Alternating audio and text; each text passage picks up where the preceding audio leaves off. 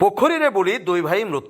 केउंझर सदर थाना राइसुआ पुराणा थाना पाख पोखरी गाधौथिबा समय बुड़ी जाई दुई भाईंकर मृत्यु होईछि।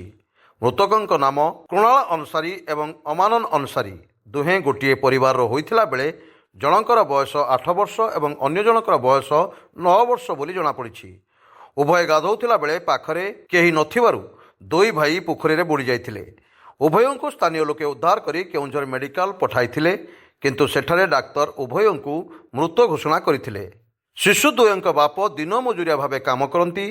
तांकर दुई पुओ और गोटे झील सेमाने रायसुआरे भड़ा घरे रही आसुथिले। बहुत आकस्मिक बहुत दुखर विषय।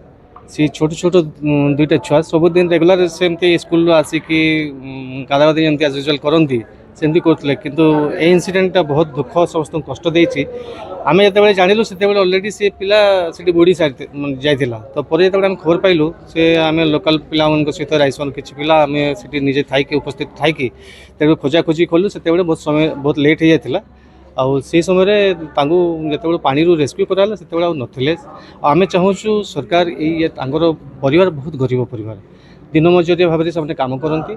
तो आम चाहूँ कि सरकार तरफ किसी आपंकर ये करा जाए साहाय्य करा जाए ताहले बहुत सामान को गोटे आर्थिक साहाय्य हम।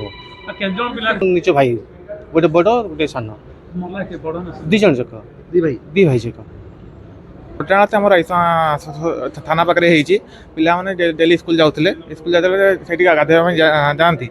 आज घटना विषय एमती है कि गाधोते दुई जन डुबीगले जो आम जानलु से गलु एम दुई जन नथिले डेथ हो जाता। आम से नहीं तो मेडिकल कॉलेज नहीं आसलु।